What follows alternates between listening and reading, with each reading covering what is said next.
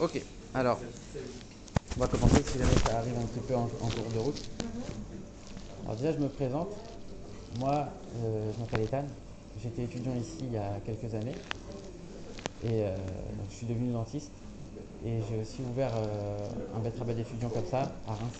Donc ceux qui connaissent des gens qui font leurs études en province, vous pouvez les rediriger vers moi avec grand plaisir. Alors, est-ce que vous avez vu le titre du cours? Ouais. Ouais. Alors moi les cours sont très interactifs, je ne suis pas quelqu'un qui parle comme ça, donc il faut dire qu'est-ce que ça vous évoque, le titre, qu'est-ce que ça vous dit? Vous voulez vraiment quelque chose d'interactif? Ouais. Par provocation, on pourrait dire l'inverse. Il y a un proverbe qui dit Sonny Matanot Sirki avec celui qui déteste les cadeaux vivants. Ouais, Ça, c'est pour entre les humains entre eux. La question, c'est de savoir est-ce que ça, c'est dans une dimension horizontale. Qu'en est-il dans une dimension verticale? Est-ce que ce qui est vrai dans une dimension horizontale, l'inverse c'est l'inverse? Parce que finalement, si je devine bien selon le titre, c'est une invitation à faire un cadeau. Voilà, c'est ça. Est-ce qu'il y a un risque à faire un cadeau? Est-ce que c'est désintéressé? Est-ce que c'est intéressé? Des choses comme ça. La question c'est surtout est-ce que c'est possible? Et si déjà c'est possible de faire un cadeau à Dieu, alors quel type de cadeau? Si c'est quelqu'un qui possède déjà tout, qui a tout, tu peux rien offrir. Voilà, c'est ça, c'est exactement ça. C'est ça le point sur lequel on va venir. C'est-à-dire que Même toi, tu lui appartiens. T'es sorti voilà, du exactement. esclavage pour l'appartenir, donc tu peux rien offrir. Si je vous dis maintenant, vous voulez faire un cadeau à un très grand roi, vous allez lui donner quoi? De l'argent? Il a Oui, déjà. il en a déjà. Des pierres précieuses? Il en a Il déjà. a déjà. Le pouvoir? Il a déjà. Mais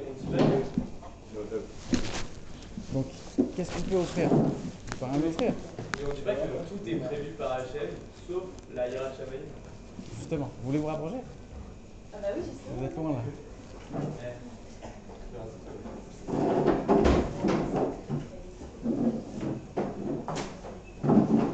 Justement, ça veut dire que, comme il a dit, tout lui appartient. Tout lui appartient. Nous, on est quelque part. On ne peut pas lui apporter quelque chose que lui n'a pas puisqu'il a tout. Il a tout, il est tout, il est infini, il est tout puissant. Donc qu'est-ce qu'on peut lui apporter? Si on voudrait faire un cadeau à Dieu, qu'est-ce qu'on pourrait lui faire?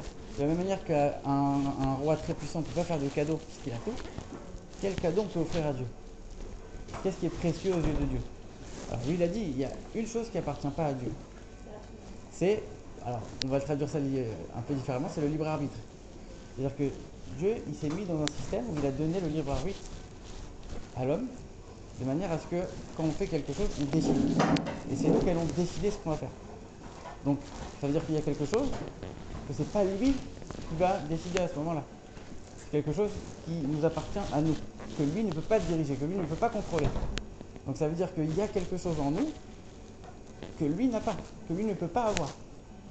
Et c'est sur ça qu'on va essayer de réfléchir. Donc, avant de développer un peu plus, on va expliquer un petit peu trois grandes sortes de pratiques dans le judaïsme. Il y a les mitzvot qui sont les mitzvot de la Torah. C'est-à-dire que ça, c'est tout ce qui est écrit dans la Torah, tout ce que Dieu demande directement. Des exemples tout bêtes, par exemple, faire le schéma, c'est écrit dans la Torah. Mettre les tefilines, c'est écrit dans la Torah. Ne pas mélanger le lait et la viande, tout ça, c'est dans la Torah. Ensuite, on a une deuxième sorte, c'est tout ce que les sages, ils ont rajouté. C'est-à-dire que ça, c'est pas du tout ce qui est écrit dans la Torah, ça a été rajouté par la suite. Là, on sort de la fête de Purim. La fête de Purim, elle n'est pas écrite dans la Torah. Ça a été rajouté par les sages. Dans la Megillah elle-même, on dit que c'est Mordechai et Esther qui ont ajouté des coutumes et des lois pour la fête de Purim. C'est-à-dire que la fête de Purim, et quand on va lire, on va faire la bénédiction à chaque Kiddushanu. C'est Dieu qui nous a ordonné de faire la mitzvah de Purim, alors que ça a été rajouté après. Alors, si je vous pose la question maintenant, est-ce que c'est plus ou moins important, les mitzvot qui ont été rajoutées par les sages? C'est plus important ou c'est moins important que les mitzvot de la Torah? Oui, il a le droit d'écouter les paroles des sages. Donc quoi? Donc ça se vaut.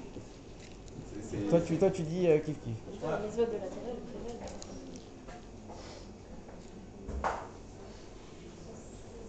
Il y a des cas où oui. Il y a des cas où oui, c'est pas dans le cas tout le temps, mais je sais qu'il y a des cas où les mitzvot de la Torah, c'est plus important que les rabbanan. Pourquoi pas? Non? Vous pensez rien? Ouais, c'est une question de hiérarchie des sources. c'est aussi la question de la partie révélée, la partie pas révélée. La partie non révélée qui est à l'oral est censée être supérieure à la partie révélée qui est à l'écrit. Donc, Et l'oral, c'est les rabbinim. donc, ce que les rabbins ils ont ajouté, c'est plus important ou c'est moins important? On aurait tendance à dire que c'est moins important. Il faut poser la question autrement, c'est différent. Alors, c'est peut-être pas important, c'est peut-être pas le mot, mais en tout cas, c'est-à-dire que la valeur qu'on va accorder aux mitzvot que les sages ils ont ajouté, elle doit être quoi? Qu'est-ce qu'on doit leur accorder? Alors, il y a un passage qui nous dit Chamurim divrei sofrim. Les paroles des sages, elles sont plus graves, elles sont plus importantes. Ça veut dire que quelqu'un qui transgresse une parole des sages, quelque part, c'est encore plus grave que de transgresser une parole de la Torah. C'est assez étonnant. Et il y a un autre passage qui nous dit Arevim alai divrei sofrim. Les paroles des sages, elles sont un kiff pour moi. C'est-à-dire que Dieu, il est en train de dire clairement ce que les sages, ils ont rajouté, c'est un plaisir pour moi encore plus que la Torah elle-même. Encore plus que ce que la Torah elle-même, elle dit. Comment ça se fait? Comment c'est possible une chose pareille? C'est-à-dire que Dieu, il est en train de dire les sages, ils ont rajouté des choses, ça c'est ce que je veux, ça c'est ce que j'aime. C'est quand même assez bizarre. Alors pourquoi c'est comme ça? Tout simplement parce que la Torah, les choses qui sont écrites dans la Torah, quelque part c'est imposé. Dieu il est en train de te dire maintenant ça c'est la règle. Et les sages ils viennent ils disent moi je vais rajouter par-dessus la règle. Ça veut dire qu'il y a un petit peu de eux-mêmes. Ils ont rajouté un petit peu, le peuple juif il rajoute un petit peu de soi-même. Il ne va pas dire juste c'est la Torah, elle est imposée, moi ça me saoule mais je vais le faire. Non, tellement que ça m'entraîne que je vais rajouter un petit peu au-dessus, je vais participer aussi à ça. Donc là, Dieu il est en train de dire, regarde, les juifs ils participent à ces règles-là de la Torah, ils vont rajouter. Là, je vais avoir un plaisir particulier dans ces lois-là justement que eux ils ont rajouté, que les sages ils ont rajouté. Donc ça veut dire que quelque part, il y a une importance. C'est beaucoup plus précieux aux yeux de Dieu. Et il y a une troisième catégorie de pratiques, c'est quoi? C'est les coutumes. Alors les coutumes, ça se range où à votre avis? C'est-à-dire? Des fois, il y a des minagim qui vont un peu à l'encontre de la Torah. Enfin, j'ai pas d'exemple. C'est pas censé être le cas. Un C'est pas minag, censé être le un cas, minag, mais- il ne doit pas avoir. Enfin, j'ai pas d'exemple Après, il concret. y a des gens qui ont inventé leur propre minag ou qui ont transformé les minagim qu'ils ont reçus. Mais un minag de base, il est là pour rajouter. Il n'est pas là pour aller contre les lois de la Torah. Mais une coutume, c'est encore moins qu'une loi des sages. À votre avis, c'est quoi? Ça dépend pour qui. C'est-à-dire que pour celui qui C'est-à-dire fait le minag, pour lui, c'est autant c'est au même niveau, alors que pour quelqu'un qui est extérieur, qui n'a pas l'habitude de faire ce minag, pour lui, c'est bon. Si on Ok. suit la même logique, c'est ce qu'on rajoute, donc c'est encore plus beau, c'est plus important. Exactement. Ça veut dire quoi? Les coutumes qu'on va rajouter, c'est encore plus précieux que les mitzvot des sages. Pourquoi? Les mitzvot des sages, aujourd'hui, elles sont rentrées dans les mitzvot obligatoires. Ça veut dire que, ok, c'est vrai, c'est les sages qui l'ont rajouté, mais concrètement, aujourd'hui, je vais vous donner un exemple tout bête, mais quelqu'un qui va manger un hamburger, qui va mettre du gruyère dessus, c'est pas la Torah qui l'interdit, c'est les sages. La Torah l'interdit de cuire ensemble. À partir du moment où c'est pas cuit, et pourtant personne ne le fait aujourd'hui, ça viendrait à l'esprit de personne de dire non, ça va, c'est les sages. Ou alors pareil, de manger du poulet avec du lait en disant non, le poulet c'est les sages. Ça. Personne ne penserait une chose pareille. Donc ça veut dire que les lois des sages, elles sont rentrées dans les lois de la Torah, c'est devenu normal. C'est devenu aussi obligatoire et autant imposé que les lois de la Torah. Donc ça veut dire que quelque part, on a gardé le côté obligatoire. Et on n'a pas le côté personnel que les juifs vont rajouter d'eux-mêmes. Alors que la coutume, c'est 100% facultatif. Et c'est les juifs de eux-mêmes qui vont venir dire je rajoute. C'est pas les sages, c'est les juifs simples, les gens simples, les gens comme vous et moi qui viennent et qui disent regardez, il y a quelque chose d'extraordinaire, j'ai envie de créer encore une autre occasion de m'attacher à Dieu, je vais rajouter encore quelque chose. Je vais faire encore quelque chose de plus. Et là, ça vient entièrement de moi. Et ça, c'est quelque chose de très particulier. C'est pour ça que, alors, l'exemple qui est donné, l'exemple type, c'est l'exemple de la fête de Simchat Torah. Parce que la fête de Simchat Torah, c'est écrit nulle part, c'est un deuxième jour de fête. Et le fait qu'on va appeler ce jour-là Simchat Torah, alors qu'en fait c'est la fête de Shmini Atzeret, on a rajouté une coutume de tourner, de danser, etc. C'est purement quelque chose qui a été rajouté complètement après. Et ça a une qualité particulière. Toutes les choses qu'on va rajouter en guise de coutume, c'est quelque chose qui est particulièrement précieux aux yeux de Dieu. Parce que ça vient uniquement du juif lui-même qui dit « je prends sur moi, je décide de rajouter quelque chose, de vouloir m'attacher à Dieu encore plus ». Donc, les coutumes, elles sont très importantes. Là, on arrive dans la fête de Pessah. On sort de Purim. Purim, c'était une fête des sages. Maintenant, on arrive dans Pessah. Pessah, c'est la fête des coutumes. Et tout le monde le sait. Alors, moi, je mange pas de riz. Moi, je mange pas ça. Moi, je fais comme ci. Moi, je fais comme ça. Mais du coup, ça fait une question. Moi, je Ouais. me posais la question.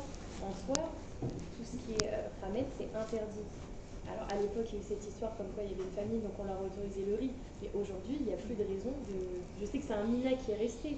Dans ça, aujourd'hui. De quoi? De manger ou de pas manger? De prendre. Il y en a qui ont la coutume de prendre et d'autres de pas Oui, prendre. je sais, mais justement, là, c'est un mina qui est un peu contradictoire quand même. Il y a d'autres raisons, il y a d'autres raisons. C'est pas que à cause, il y a une fois, il y a une famille, c'est parce que dans le riz, c'est très difficile de vérifier chaque grain, etc. Il peut y avoir des miettes qui se mélangent. Et après, il y a plein de raisons à chaque coutume. Je ne parlais pas forcément des coutumes alimentaires. Il y a aussi beaucoup de coutumes alimentaires à Pessah. Mais l'exemple même, c'est le Seder. Le Seder, qu'est-ce qui est obligatoire le soir du Seder? La matzah. La matzah, quoi d'autre? Le À maror. la filat maror. Même le maror. Même le. À la filat maror. C'est une mitzvah dont je parle. Même le. Oui, c'est une mitzvah des sages. Ouais, mais C'est donc, pas- c'est pas une coutume. Oui, Donc, mais c'est pas mitzvah de la Torah. Sauf que même le maror, c'est pas obligatoire de la Torah. C'est des Et sages. raconter les Voilà, c'est ça. C'est qu'en fait, le Seder, il y a deux mitzvot. Manger la matzah avec une certaine quantité, raconter la sortie d'Égypte. Fini. Le maror, le fait de s'accouder, les verres de vin, tout ça c'est les sages. Et après, il y a tout le reste, c'est que des coutumes, des coutumes, des coutumes, des coutumes, des coutumes. Et chacun va rajouter, moi je rajoute ce passage, moi j'enlève, moi je fais comme si, moi à ce moment je me lève, à ce moment je fais ci, ah là je vais verser le vin, je vais le mettre aux toilettes. En fait, c'est que des trucs bizarres qu'on a rajoutés. Et c'est une fête qui est faite que de coutumes. Et d'ailleurs, quand on regarde les 4 questions qu'on va poser, les 4 questions du Manishtana, la première question, en tout cas dans certaines agadotes, la première question c'est quoi? C'est pourquoi ce soir-là, on va tremper le karpas dans l'eau salée? C'est quand même bizarre, parce que quand on regarde les autres questions, il y a des questions plus flagrantes. Le fait de manger de la matzah et pas du pain, le fait de manger le maror, le fait de s'accouder, ça c'est des choses qui sont beaucoup plus importantes. On va prendre, on va choisir quelle question en premier. Pourquoi je vais tremper le karpas dans l'eau salée? Pourquoi? Parce que la matzah c'est la Torah, le maror c'est les sages, et pareil, accouder c'est aussi les sages. Le fait de tremper le karpas dans l'eau salée, donc c'est l'oignon ou le céleri qu'on trempe dans l'eau salée, c'est 100% une coutume. Et on va le mettre en premier. Pour dire quoi? Pour dire ça c'est quelque chose qui est très important. Ça c'est quelque chose qu'on essaye de mettre en valeur particulièrement à cette fête-là. Et les 4 questions du Manishtana, c'est aussi très lié à l'éducation des enfants, puisqu'on est en train de leur apprendre, de leur montrer, de leur raconter, etc. Qu'est-ce qu'on veut transmettre à un enfant? Le fait que les coutumes, c'est ce qui est le plus important. Le fait que les coutumes, c'est primordial. Pourquoi? L'exemple qu'on donne souvent, que le rabbi donne dans une paracha, il donne l'exemple d'une cravate. Quelqu'un qui est très, très bien habillé, il va avoir une chemise, il va avoir un costume. Quelque part, au bout d'un certain temps, s'il a envie d'enlever la veste, s'il a envie d'enlever la chemise, il ne sera pas empêché par quoi que ce soit. Alors que quelqu'un qui a une cravate et qui se défera jamais de cette cravate, il ne va pas se dire un jour je vais sortir sans la chemise et je vais garder la cravate. Le fait de garder la cravate, quelque part, ça l'oblige de garder la chemise. Ça veut dire que la coutume, elle est là comme une cravate. C'est vrai que c'est pas obligatoire. C'est vrai que c'est que pour embellir. C'est vrai que c'est qu'un petit plus. Sauf que ça ne viendrait jamais à l'idée de sortir avec un t-shirt et une cravate. À partir du moment où tu as la cravate, tu sais que la chemise, tu ne vas pas l'enlever. Donc ça veut dire que celui qui va garder les coutumes, évidemment que le reste aussi va le garder. Alors que celui qui dit non, les coutumes, c'est pas important. Pourquoi c'est pas important? Parce qu'il y a une ordre de priorité, il y a une hiérarchie, j'ai décidé que ça c'était. À partir du moment où tu commences à te baser sur ce que toi tu as décidé, ce que toi tu as commencé à hiérarchiser, on ne sait pas jusqu'où ça va te mener. Par contre, quand tu dis regarde, même les choses facultatives, je fais attention, évidemment que les choses importantes, tu feras aussi attention. Donc les coutumes, elles sont très importantes. Et c'est ça qui permet de garder aussi la pérennité du peuple juif. Et c'est pour ça qu'à Pessah, c'est la fête de la transmission par excellence, la fête de l'éducation par excellence, on met l'accent sur les coutumes. On met l'accent sur tous ces sujets-là.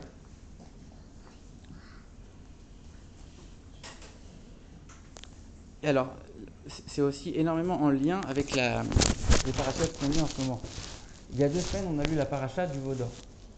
Et là, la semaine dernière, hier et cette semaine, on est en train de lire les parachutes qui parlent du Mishkan, la construction du sanctuaire dans le désert, etc. C'est quoi le veau d'or? Comment c'est possible que les Juifs aient fait un veau d'or? Quand on réfléchit 2 minutes. Ils viennent de sortir d'Égypte, ils ont vu les duplés, ils ont vu l'ouverture de la mer, ils ont le miracle de la manne et dans le désert, tous les miracles qu'on pouvait avoir. Ils voient Dieu au Mont Sinaï qui il leur donne la Torah. Ils font le d'or, ils font l'idolâtrie. Un mois après. C'est quand même gros.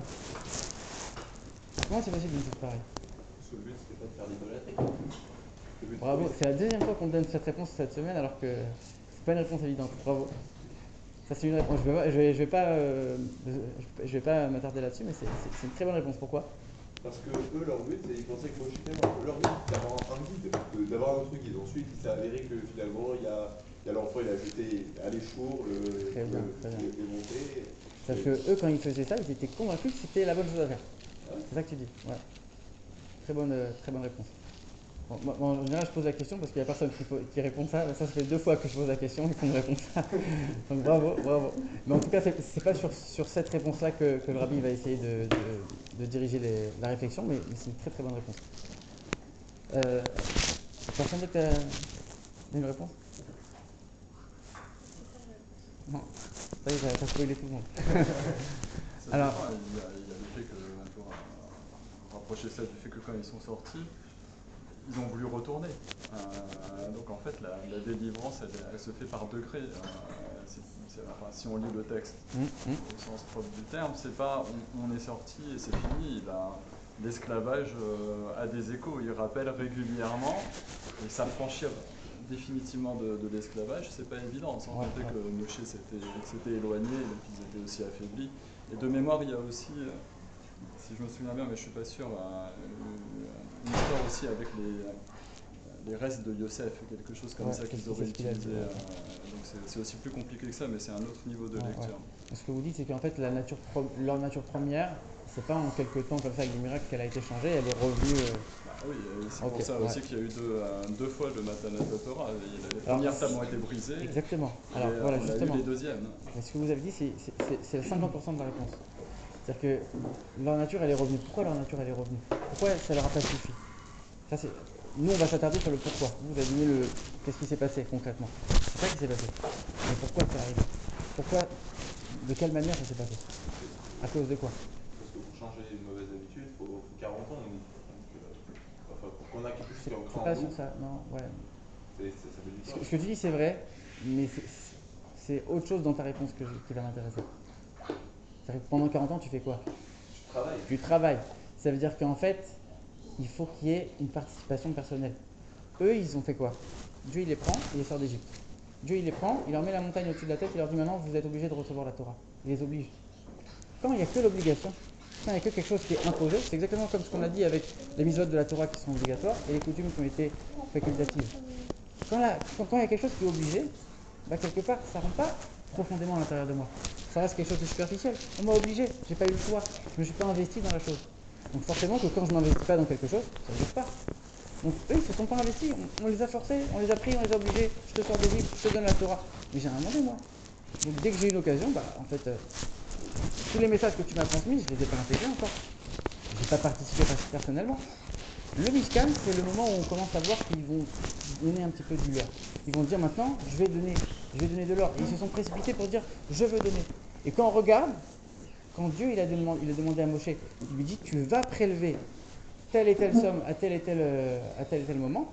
Quand Moshe il a demandé au peuple, il n'a pas dit tu vas prélever, il a donné aucune obligation. C'est ça, Moshe il change ce que Dieu il dit. En réalité, c'est pas que Moshe il change ce que Dieu dit. C'est que ici, si tu es en train de leur mettre une obligation, tu leur enlèves toute leur participation personnelle. Si tu vas donner uniquement parce que tu es obligé. Mais si tu dis non, c'est pas obligé, bah, tout celui qui va donner, il va donner de lui-même. Il va donner encore plus, avec encore plus de cœur. Parce qu'il va dire, c'est pas obligatoire, je le fais moi-même parce que j'ai décidé, parce que c'est mon initiative personnelle. Je participe à la chose. Donc la chose, elle m'a imprégné.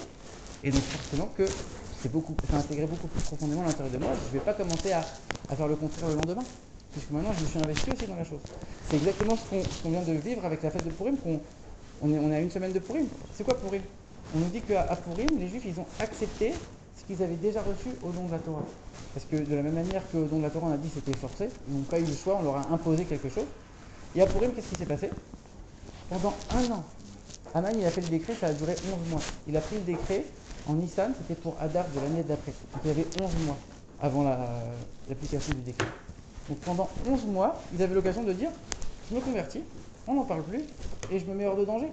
Il n'y en a pas un seul à qui c'est venu une seule seconde à l'esprit le fait de dire je vais me convertir, je vais me sortir de ce danger. Ils ont dit non, je vais le faire, je vais rester, je vais maintenir mon judaïsme quoi qu'il arrive. Ils n'étaient pas obligés. Personne ne les a obligés, personne ne leur a imposé quoi que ce soit. Et pourtant, ils l'ont fait de eux-mêmes. Et c'est pour ça qu'on dit à Pourim, ils ont reçu véritablement ce qu'ils avaient accepté de force au don de la Torah. C'est à Pourim qu'on l'a vu. Parce que là, ils ont mis du leur. Là, ils ont commencé à s'investir. Là, ils ont commencé à participer, à dire maintenant, les choses, elles m'ont pénétré profondément. Je vais participer, je vais montrer que moi aussi, je suis d'accord avec ça. C'est exactement ce qu'on voit avec le Mishkan, avec le veau d'or. Ils ont voulu se racheter en donnant de eux-mêmes quelque chose qui n'était pas obligatoire. Et c'est exactement ce qu'on voit avec les coutumes. On est en train de dire que les lois de la Torah, elles sont obligatoires. Les lois des sages, c'est vrai que ça a été rajouté, mais avec le temps, c'est devenu obligatoire. Les coutumes, il n'y a rien d'obligatoire. Tu fais quelque chose en plus, uniquement pour montrer à Dieu, regarde, encore une occasion pour me connecter à toi, pour m'attacher, pour progresser. Encore une occasion pour te montrer que je t'aime. C'est pas obligé. Quelque chose qui est obligatoire. Alors ok, je vais venir, je vais faire la prière. La prière elle est obligée. Alors je t'ai montré que je t'aimais parce que j'ai fait la prière. Ok, très bien, mais qu'est-ce que tu as fait de plus? Qu'est-ce que tu as fait en plus? Le Rabbi donne une image très très forte. Il y a un verset dans Shir HaShirim qui dit Kol Dodi Dofek Pitrili. La voix de mon bien-aimé frappe à la porte et elle dit ouvre-moi. C'est qui mon bien-aimé? C'est Dieu. On sait que dans le Shir HaShirim, on parle d'un homme et une femme qui sont amoureux, c'est Dieu et le peuple juif. Dieu c'est l'homme, le peuple juif c'est la femme. Et on est en train de dire que Dieu il frappe à la porte du peuple juif et il dit ouvre-moi. Le Rabbi dit Dieu il supplie le juif de dire je t'en supplie ouvre-moi. Et là-bas, il va même très loin dans la métaphore. Il dit le juif, il est allongé dans son lit et il entend que ça tape à la porte. Il sait que c'est Dieu qui est derrière. Et il a la flemme. Il dit non, je vais laisser encore. Non, je suis fatigué. Non, j'ai pas la force. Je vais rester encore un peu sous la couette. Et Dieu, il est derrière, il frappe à la porte. Il dit je t'en supplie, ouvre-moi. Ça veut dire quoi? C'est exactement ce qu'on a dit au début. Parce que Dieu, il n'a pas cette possibilité d'obtenir le choix que nous, on va décider de faire.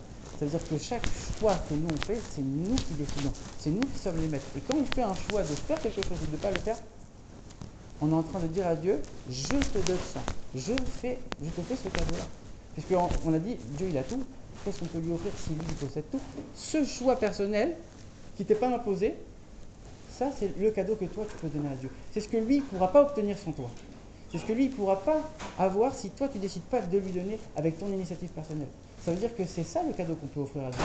De la même manière qu'on a rajouté des coutumes qu'on n'était pas obligé de rajouter.